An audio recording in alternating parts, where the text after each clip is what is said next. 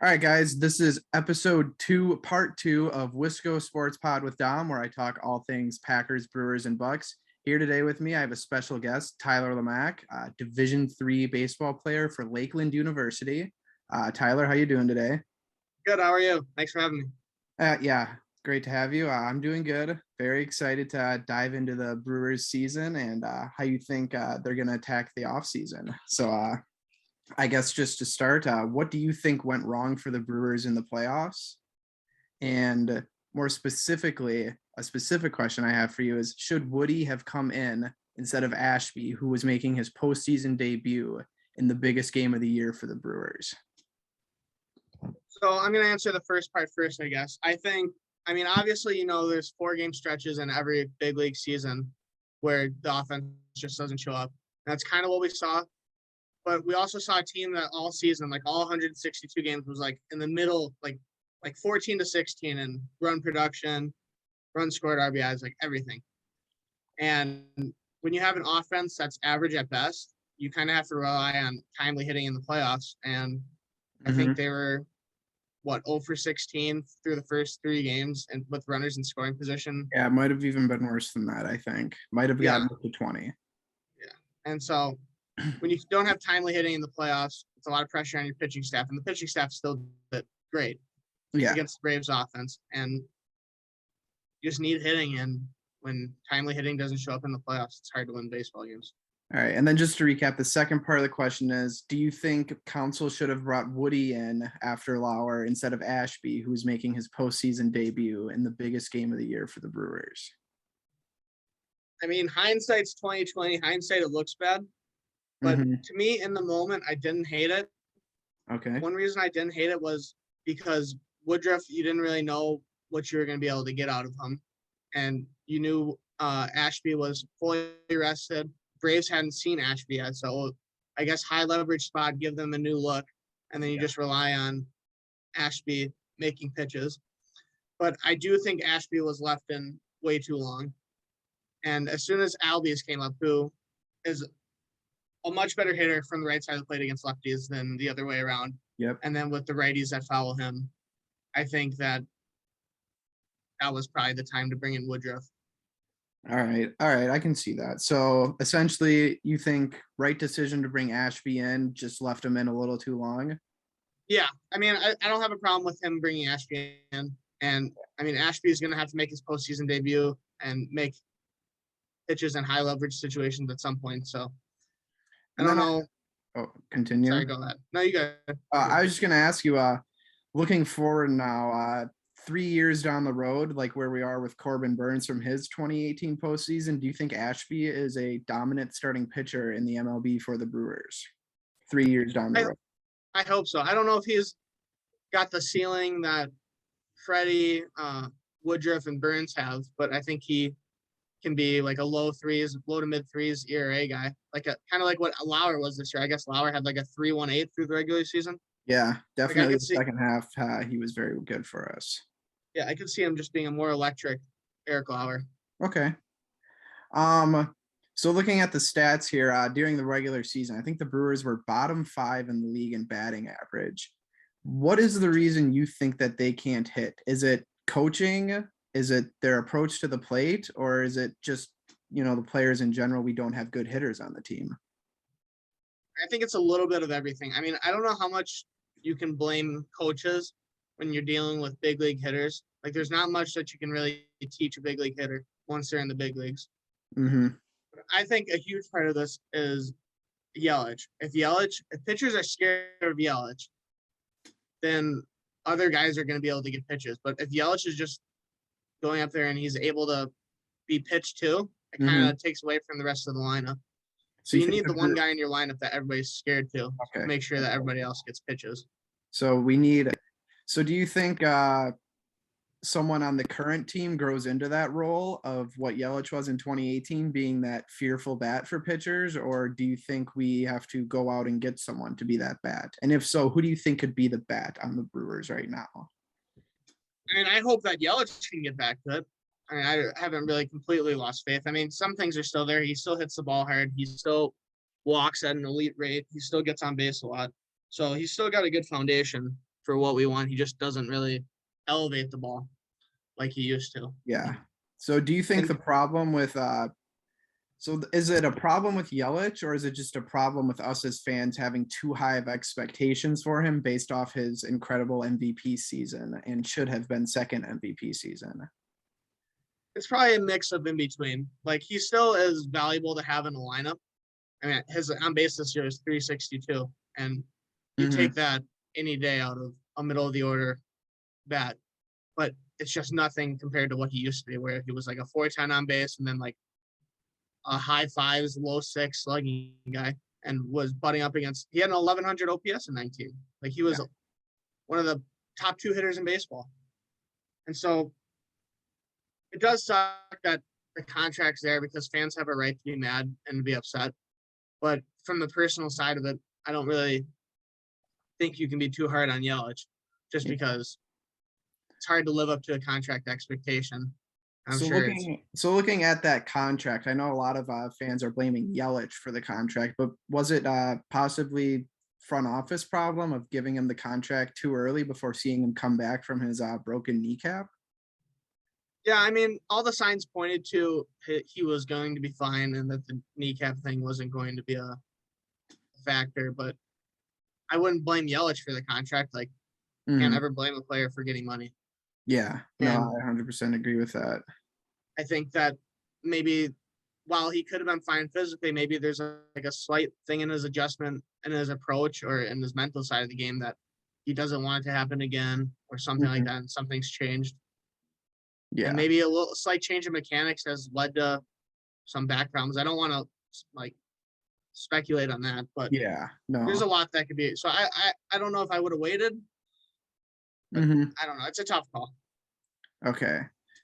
Yeah, I don't know. I think a lot of it could be mentally right now. He could still be thinking about that injury. Obviously, it wasn't a good injury, but it wasn't it's something that healed, I'm assuming. Broken bones are different than like a torn ACL or something. Obviously, there's always that chance of re-tearing it, but you might have to think something mental could be going on, and hopefully he gets it figured out in the off season.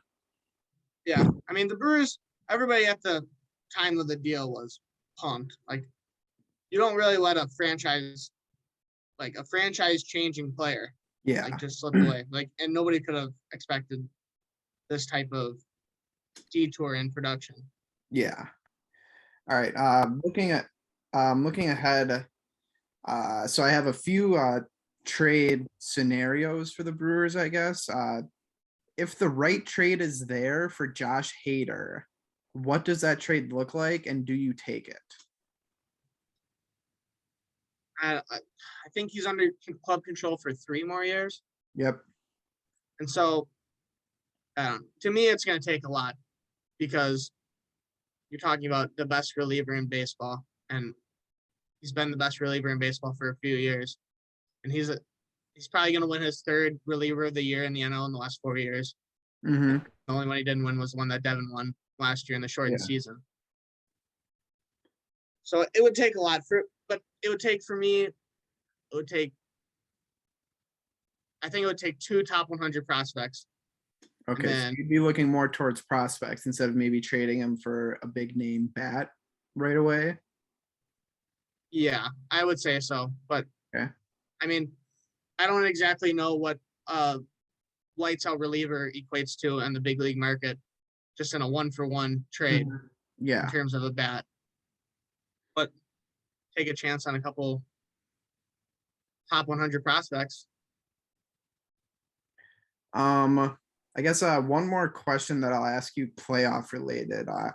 What were your thoughts on the Brewers going Rowdy Tellez and Luis Urias and keeping Eduardo Escobar on the bench? Because I thought Eddie was he looked good in his at-bats in the playoffs, which is something the Brewers didn't have a lot of. Do you think he maybe should have played for one of those two, or do you think Counsell made the right move keeping the switch hitter on the bench? Yeah, I mean, I think through the first 2 games he didn't have a hit, and in the second game that he played first and Urias played third against the lefty, Urias had 2 hits. So I think he just kind of tried to play the hot hand, and obviously Rowdy had the home run and then another home run. So I don't know. It's tough to say. especially in Game 4. But obviously, hindsight's 2020 because he had, I think, 2 hits. Yep. He had a pinch hit double and then a pinch hit single. Yeah. So it's hard to say, but I think he was just trying to find the hot hand. I was just not going to wait around for Eddie to get going. All right, for sure, for sure. Now looking here, I have a few questions from Twitter. This one coming from Max. He says, with the National League most likely implementing the DH next year, do you think this will hurt small market teams like the Brewers? And then who can you potentially see them adding in free agency for this position? Or I guess to add on to Max's question, do we already have someone who could play DH on our team? I think that if Keston is back to anything what he was, he is like the prototypical perfect DH. Yeah. And I could also see the Brewers using the DH to spell off days for other players, like for Yelich, for I guess you could filter in Rowdy and Dan through there. Okay. Then if Eddie is back, I guess Eddie would be a great DH. If you want to favor Urias' defense over his. Mm-hmm. All right. That was a good question from Max. I definitely think it'll be interesting to see if the DH is in the NL next year and how the Brewers attack it. Yeah, I would. I guess what I'll ask you now is, do you think the DH should be in the NL? Or do you like having it split? I do like that, the uniqueness of it and like the strategy of it, but I think it's kind of dumb that there's 2 leagues that are playing towards the same championship that are playing under completely different rules. Mm-hmm. So that's a huge difference between if there's essentially a free out in the lineup and not. And then I see that he said, who can you potentially see them adding in free agency? Yeah. I think that there's like a plethora of guys that they could add and that like could fit the description, but it's willing. All these players with the National League getting the DH, their prices will probably go up. Okay. But those players are JD Martinez, Jorge Soler, and Nelson Cruz. Okay. So typically those players are going to get like $12 to $15 million. Maybe not Soler, but Cruz and Martinez. Yeah. Do you think Stearns and Stearns and the Brewers ownership will be willing to spend a bit more money than they're used to this offseason with some of the young potential players we have on our team, like Adames and Urias, and looking to build around those guys? I would hope so. I would like to see like a veteran bat. Like, to me, JD Martinez or Nelson Cruz would be perfect just to stabilize the lineup if there isn't a DH. Mm-hmm. But like I said, their usual salaries are $12 to $15 million, which I think is a price worth paying. But with the NL having a DH, there could be a bidding war there, and it could drive up their prices and drive up their demand. Okay. All right.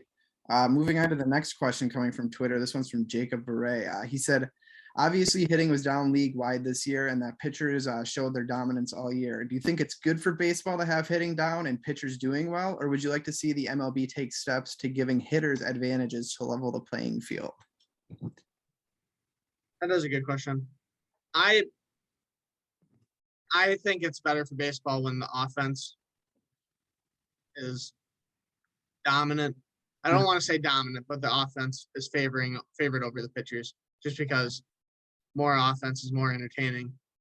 But I don't want it to be a juice ball situation like it was in 19, where balls are just flying everywhere. So I don't know what steps the MLB could take to giving hitters advantages. Like, I don't want to see them move back the mound. Like, I know there's talks about moving back the mound like a foot and a half, and I don't want to see that. Mm-hmm. But I guess there's some talks about lowering the mound. I don't exactly know what that means towards offense. Yeah. But there's a lot of things that I guess are at play, but I don't really know if I have the answer to what would be best. But I do think that the league is more exciting for not just fans that watch almost every game like me, but just for the casual fans. Mm-hmm. All right. Yeah, I was just trying to think of how I could, go off this, but you pretty much covered everything with the steps they could take and whatnot. So definitely a good and interesting question. I personally think that I also like seeing the offense dominating. Nobody really, it's hard. Obviously some people like seeing the pitching do well in like these low scoring games, but I think it would be a lot better for baseball and their growth of popularity to maybe, have hitters, averaging like, the team's averaging maybe 7-8 runs a game. That's a little high, but I think it would definitely make for a good growth of the league, possibly. Yeah. And along with that, I think hitters have to do their part Mm-hmm. because a lot of the hitters' approaches right now are not caring about strikeouts, which I'm not saying is a bad approach, but Yeah. that's just the point of where we are in the game is slugging and on base is meta towards whatever else. Like hitters don't really care about average anymore. Yeah. So when that happens, you're going to see strikeouts, you're going to see walks, and you're going to see home runs, which are the three true outcomes. Mm-hmm. And I don't know that there's a need for hitters to change that, but just to like the casual fans that don't really understand much of what's going on, it is probably frustrating for them to see so many strikeouts and not many just like single after single and run manufacturing where it's more so like run producing off home runs. And so I could see where it would be frustrating, but it's just kind of where we are in the game. Like pitchers are so nasty that hitters almost have to just guess and take their chances. Yeah. That's what we're seeing. Okay. Yeah, that's a good point. Then the last question I have here, it came from an anonymous source, but they said, what can we expect next season from Yelich and Hira? And then can we expect to see the MVP version of Yelich ever return or the stud hitter Keston return? And what does it mean to the Brewers if they do return? And what does it mean if they don't?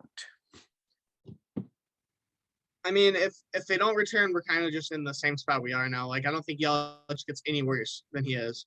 Mm-hmm. I think Brewers fans would even be happy with Yelich coming back as like a little bit better version of what he was on the Marlins.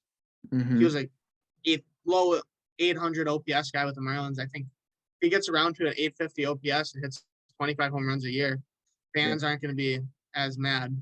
Mm-mm. But you can't have a 240 with 9 home run year. Yeah. And for Keston, I think Keston does bounce back. I have a lot of faith in Keston because this was the first time that he's ever struggled at any type of level of baseball. Like he never had any, he just cruised to the minors. So sure it was harder for him. And then with everything he had going on with his mom having cancer and stuff. Yeah. I think he does bounce back. And I do think that the Brewers need to stop messing with this position because that is a lot on a hitter. Yeah. I had thought about how much that might factor into his hitting problems, his switch from second to first base.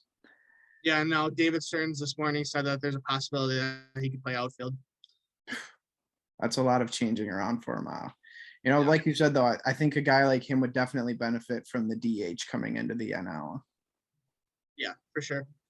And then just to the point of what does it mean if they don't? Obviously, I'm not sure what they'll do with Hira, but with Yelich, do you think they look to move on from him, or do you see him this year starting off batting lower in the batting order, maybe 6th or 7th to start off? I don't necessarily see anything. I think I see Yelich moving like on from the Brewers. Like he's there for the entirety of the contract. Like okay. I know there's a lot of talk about like if we could trade him, but that's just not a possibility. Yeah. And I think that Council moves in the leadoff next year. I know there's some experimentation with that last year and then this year. And I think he moves the leadoff, and I think Wong moves down to 5. Okay. Because he still does walk on, and he does get on base. And that's what you want out of your top of the order guys. But his profile right now is not fit to be in the middle of the order where you have runners on base and you want him to drive them in. You want maybe him to be the table setter to get on base. All right. Just a few more things I want to go over here. To you, now moving on from the Brewers, what do you think the NL Central looks like next year? Do the Brewers win it again, or does it maybe go to the Cardinals? Or do you think another team maybe? I mean, the Cardinals are good, but there's a lot of variables at play with the Cardinals. Like Wainwright turned in a top 5 Cy Young finish like caliber season. And I don't know if he does that again at age 42. Okay. You don't know what happens with Goldschmidt's getting older. You don't know if he keeps up his production, but he was elite this year. So is Tyler Neal. Does Tyler Neal repeat that? Yeah. There's a lot that's going on with the Cardinals, which I don't want to say there's not a lot going on with the Brewers, but it seems like there's more variables at play with the Cardinals. Okay. But the team I look at is the Reds. Like, do the Reds go and spend money? Do they bring back Castellanos? Because Castellanos is going to opt out. Do they go out and spend money and get starting pitching and just bolster the rotation? Because they have two very, very good arms. They have Wade Miley and Luis Castillo. Do they go and get a third one? And if that's the case, that can make it the NL Central not as much of a landslide as it was this year. Okay. But I do think that the Brewers repeat and that the Brewers are the easy favorites. Okay. So now looking ahead, I have this is a section that we both prepared for. We both picked a few free agents we may want the Brewers to go after. So do you want to start with your list first? Yeah. So maybe a few of them and how they fit into the Brewers lineup. Yeah.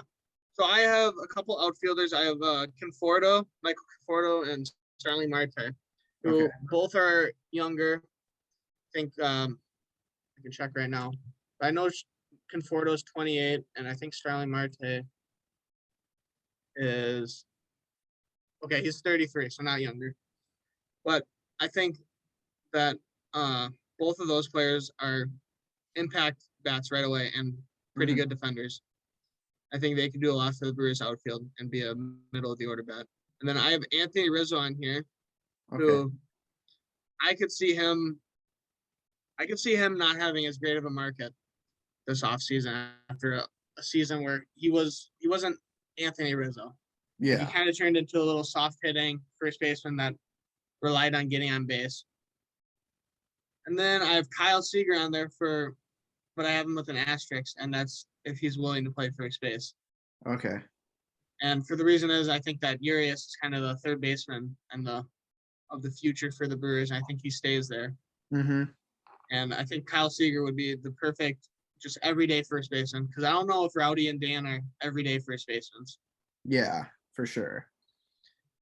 And then I have sorry, go ahead. No, I didn't know you weren't done with your list.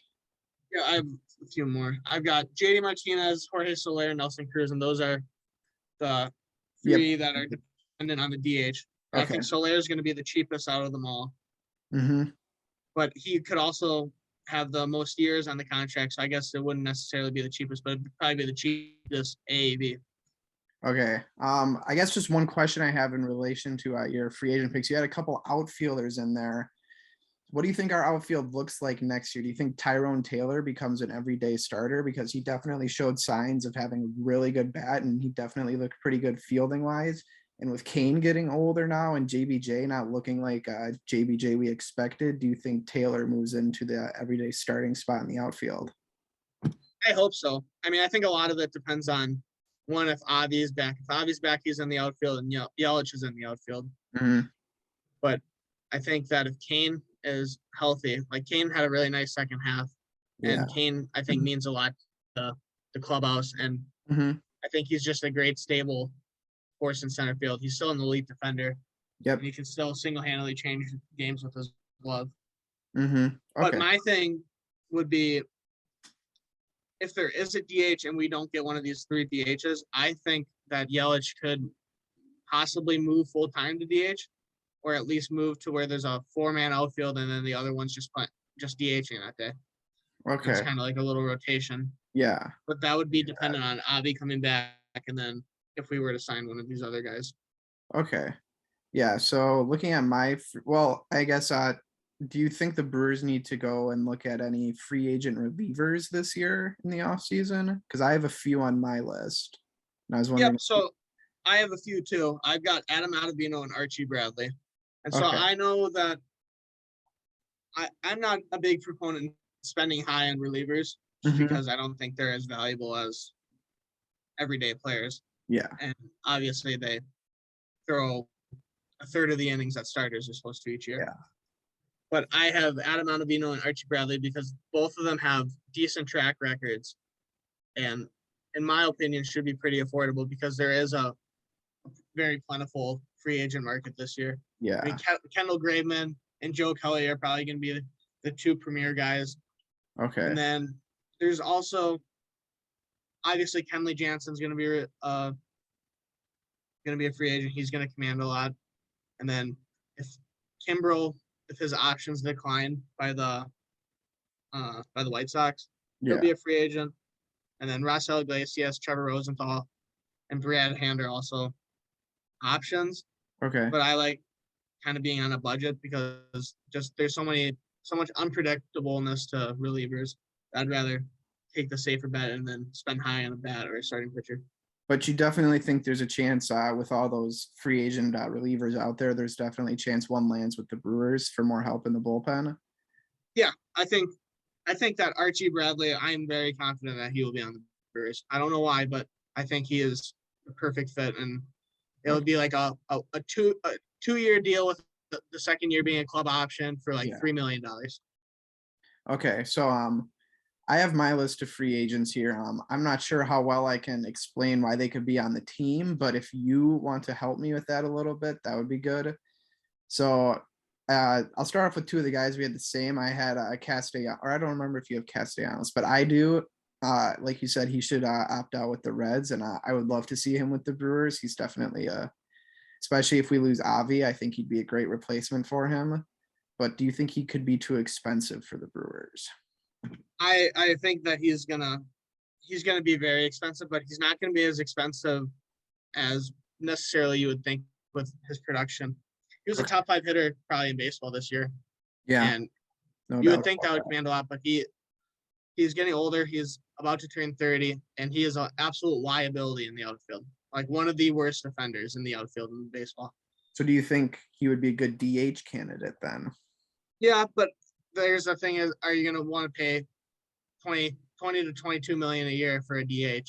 Yeah. And I think he's going to be looking at a 5-year, $100+ million deal.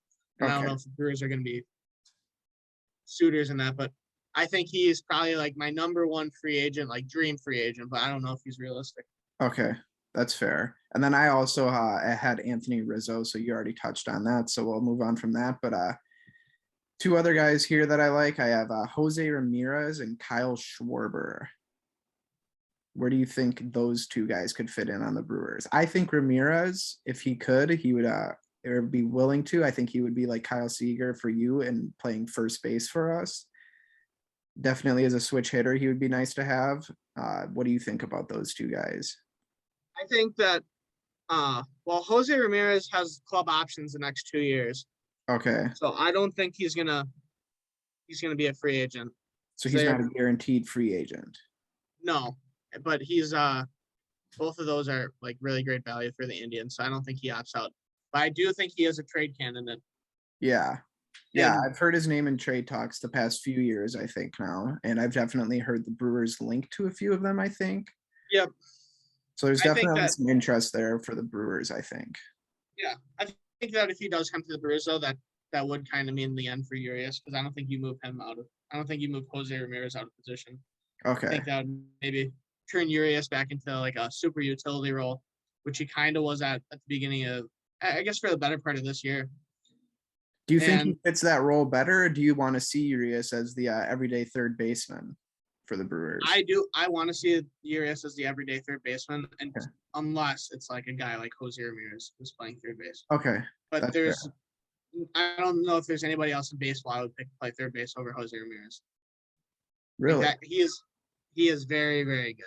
You wouldn't. 36 home run, 27 Are you taking him over base Manny Machado? I know you're a big fan.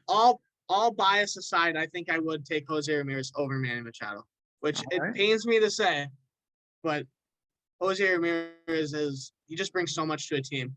Like he's a 30 home run, 30 stolen base guy, and walks about as much as he strikes out, and is a 900 OPS guy. Like everything about him is just switch hitter. Like that guy's just a ball player. Yeah, for sure. And then Schwarber, do you think? Obviously, for me as a Brewers fan, I definitely would love to see him on the team so I don't have to play against him ever. But if he stays in the AL, I think it's fine. But do you think the Schwarber to the Brewers could be a possibility if he is a free agent, which I'm not sure because I'm not as up to date with baseball as you are, obviously. So yeah, he is a free agent. Okay. And if you would have told me at the deadline, like, is this possible? I would have been like, maybe. But now that he went to the Red Sox and they played him at first base, and he like showed that he wasn't like an absolute liability at first base. So he's got outfield and first base and DH. Like he can fit all those. Like the demand for him is going to be crazy. And he's about to turn 29. Like he's not that old. He's still 28. So do you think he's worth spending a big contract on? Because I definitely think he's going to warrant one. Yeah, I think he's going to be like looking for the same type of contract as Castellanos. Okay. Whether that's deserved or not, that's up for debate because he has shown some signs of not being able to, I guess, stay healthy. Yeah. Which he's played 130 games from 2017 to 2019, but then this year only played 113 and still had 32 home runs. But who knows what he could have done if he would have stayed healthy. All right. So possibility for the Brewers or no? I would say not really. Okay. I wish. I hope. Yeah, but definitely more of a dream candidate than a realistic candidate. Yeah, I could see him staying with the Red Sox. Okay. And then the last one, before I get into the two pitchers I have, the one interesting one I have is because I'm not sure if Omar is under contract for another year or not, but Mike Zunino might be a free agent this year. Do you think? So Omar's not going to be a free agent until after next season. Okay. So I don't know that you look to replace him. Obviously, he struggled last month and a half or so. Yeah. But I think Zunino is not going to be a free agent until after next year. Okay. So I think looking ahead to next offseason, that could be a possibility.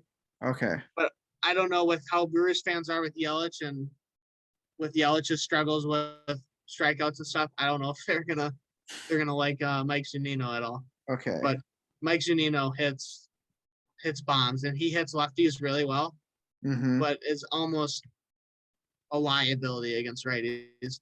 Okay. But he's all power and really not much else. But he is one of I would say top 10 defensive catcher in baseball as well. Okay. All right, and then the two free agent pitchers that I have were the ones that you said would be the top two, I think. Kendall Graveman and Joe Kelly. What do you like about those guys, and do you think the Brewers could end up landing one of them? I could see the Brewers being in the market for both of them. I think Kelly's more realistic than Graveman because I think Graveman's going to want to be a closer. Okay. And I think Kelly is fine with just being a high leverage reliever. And I think Joe Kelly would fit. I don't know that his personality fits the Brewers bullpen perfectly, but I think that his I guess repertoire and his background fits the Brewers bullpen perfectly. Like he is fine with coming in any inning at any time. Yeah. Just throwing gas. But I don't know that I would want the Brewers to be in the market for either of them. I think Joe Kelly is definitely a lot more realistic than Graveman. Okay. For the reasons I mentioned. But you think Kelly maybe stays with the Dodgers? I wouldn't rule it out. I could also see him facing a contract and going somewhere else. Like I could see him in New York. Okay. With the Yankees. I could see him going back to Boston. I could see him going down to San Diego. Anybody is in the market for a high leverage reliever. So there's endless possibilities. Okay. It's just going to depend on what the reliever market shakes out to be. But I think that'll depend on if Kimbrel is a free agent or not. And I think a lot of people are going to look at Jansen's contract and use that as kind of like a base for what the market's going to be like this year. Okay. Fair enough. And then so moving on from outside free agents, we have a few guys who could be free agents for the Brewers. We have I don't know if JBJ is one. He could be. I think he has the player option or option. He's definitely taking the player option. Okay. So he's going to be with us next year. Yep. And for better or for worse. So, okay, I guess that leads me to do you think he improves? I mean, it's kind of hard to do worse than he did this year, right? Yeah. I mean, he can still be an impact player defensively, but he was a liability hitting. But I think there's got to be some regression to the mean, and he does have a background of being a slightly above average hitter. Yeah. And so I think he can get up to a 720 OPS type player. Okay. And at that, you really like what he brings. Mm-hmm.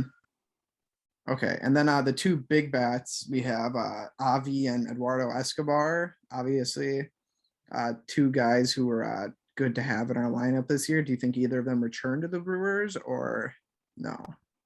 I can see both of them returning because I think both of them kind of fit what the Brewers are right now. Okay. As in looking for a short-term contract, because Eddie he's 30, about to turn 33.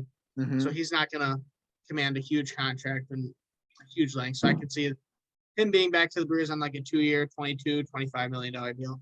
Okay. But Avi is a little bit tricky because he had a career year and is just turned 30 and is still not really showing any signs of slowing down. So that's going to be a more expensive contract, you think? Yeah, I could see it. I'm just trying to think because this was just such an outlier year for his career. Where he's never hit. He hit 20 home runs once before. Yeah. And he hit 25% of his career home runs this year. Wow. And so, I don't know. I think I could see him commanding a bigger contract and teams being more inclined to him. But I could also see him being like a 3-year, $40 million guy for the Brewers and kind of returning on a similar contract to what the Brewers signed him. All right. And then obviously, before I move into our pitching free agents, Manny Pena, does he return to the Brewers next year? That's tough to say. I mean, I would say he's as good of a backup catcher as there is in baseball. For sure. Do you think he could be go on somewhere else and start at catcher for some team? No, I don't think he's necessarily a starter just because his bat is so far behind. But he does have great power. Yep. And he's got a great arm behind the plate. But I think he's a backup catcher, especially being 34 and not getting any younger. All right. So I think he fits. I think he fits the Brewers perfectly for what we are now. And then 4 pitchers I have: Brad Boxberger, Hunter Strickland, Brett Anderson, and Daniel Norris. Obviously, Norris was not very good for us, so I don't envision us keeping him. So I guess I'm looking more towards the other 3 guys. Do you think we keep Brett Anderson, Hunter Strickland, or Brad Boxberger? I don't know that we keep Anderson. I would not. I kind of hope we don't keep Anderson. Okay. And I definitely don't think that we keep Daniel Norris. I don't know if Daniel Norris is going to have a job next year anywhere. Yeah, he didn't look too good. But I hope that Strickland and Boxberger are both back. I think that they're both just perfect for our bullpen, and they both had really good seasons. And I don't think either of them are going to command too lucrative of a deal. And so I think they could be a perfect value for the Brewers.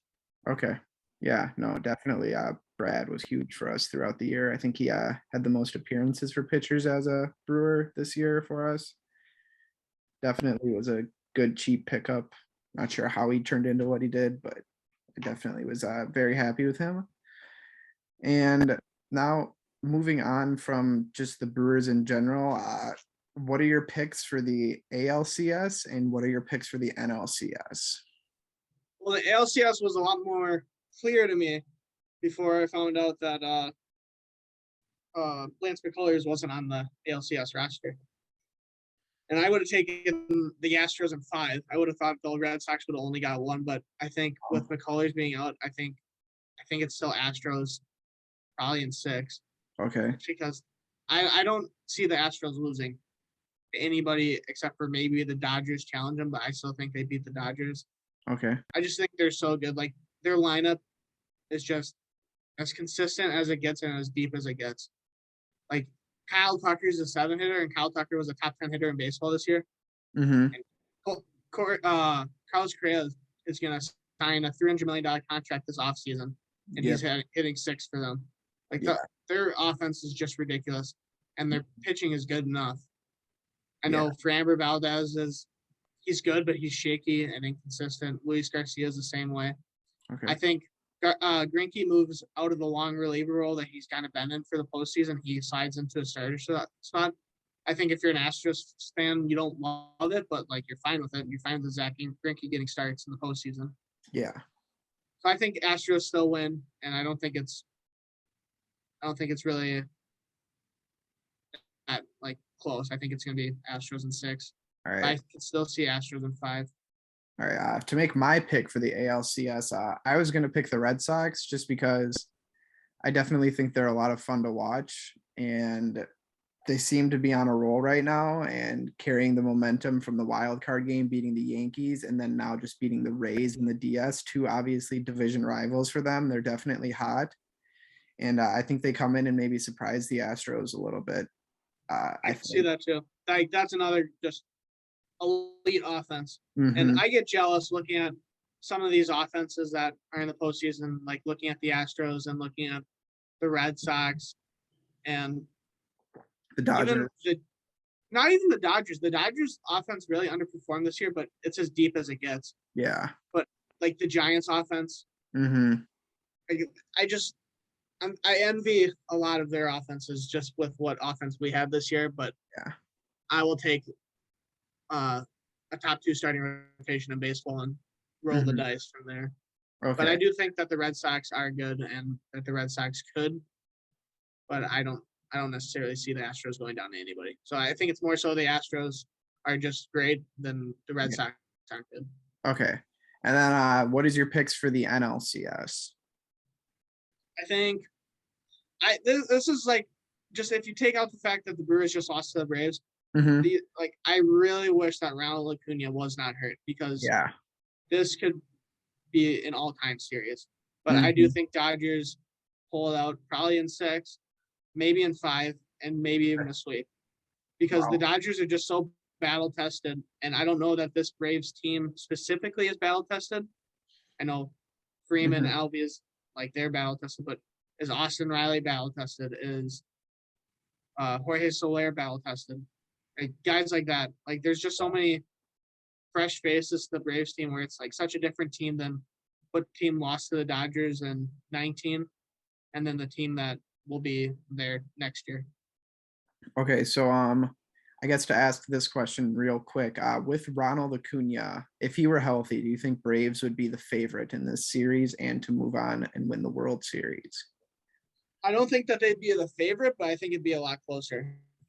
Okay. And then adding onto that, if Mike Soroka was healthy, Yep. that would be a huge difference maker as well. But I don't think that anybody would beat the Dodgers. Obviously, the Giants came 1 run away, and that was surprising in and of itself. But I think the Dodgers are just too battle tested where they just aren't going to lose. Okay. Two more questions before I give my NLCS pick. What were your thoughts last night on the botched check swing call, and how do you think the MLB can fix things like that from happening?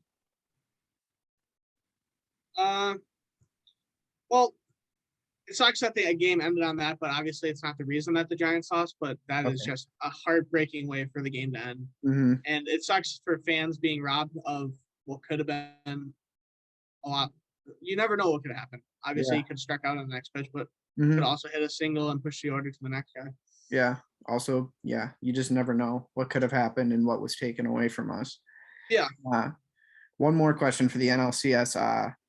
Looking at the Braves bench, there's a familiar face with Brewer fans, Orlando Arcia. Do you think he stays on the NLCS roster? And do you think he is used as much or gets looks in this series? Obviously, with his history against the Dodgers in the postseason, I think he had 4 career home runs in the postseason, 2 in 2018 and 2 last year, I believe, right?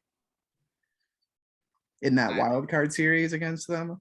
I don't know if he had 2. I know he had 1 last year. I don't know if he had 2. Okay. He definitely has 3 or 4 postseason career home runs against the Dodgers. So do you think the Braves factor that into maybe giving him some pinch hit looks?